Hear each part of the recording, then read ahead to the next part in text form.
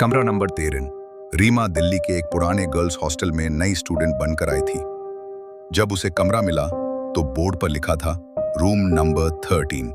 जैसे ही उसने सामान रखा, एक लड़की फुसफुसाते हुए बोली, इस कमरे में कोई ज्यादा दिन टिक नहीं पाया।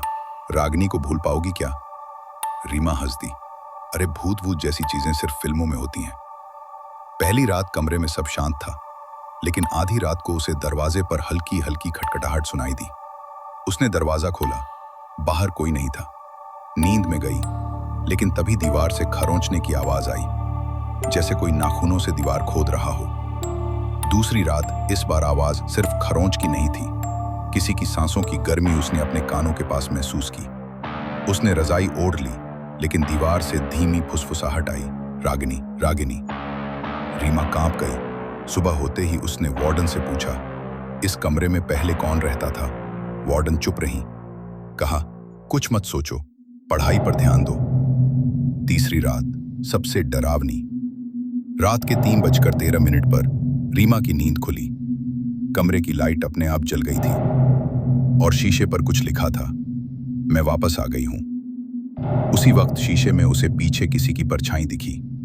एक लड़की, उलझे बाल, फटी सफेद ड्रेस, आंखें काली, चेहरा जला हुआ और हाथ में रस्सी का फंदा। रीमा ने मुड़कर देखा, पीछे कोई नहीं था, लेकिन उसकी गर्दन पर किसी ने ठंडा हाथ रखा और कान में धीमे से बोला, मेरी मौत एक हादसा नहीं थी, मुझे लटकाया गया था, अब मैं एक एक को ले जाऊंगी। रीमा चीख कर बाहर भागी। हॉस्टल वाले दौड़ कर आए।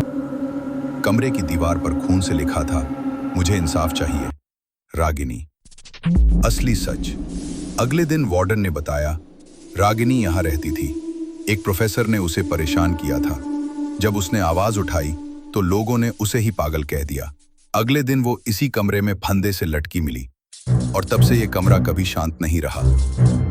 आज भी कमरा नंबर 13 बंद है, लेकिन जो भी पास से गुजरता है उसे दीवार पर वो खरोंचें दिखती हैं और कभी-कभी शीशे में एक लड़की की आंखें।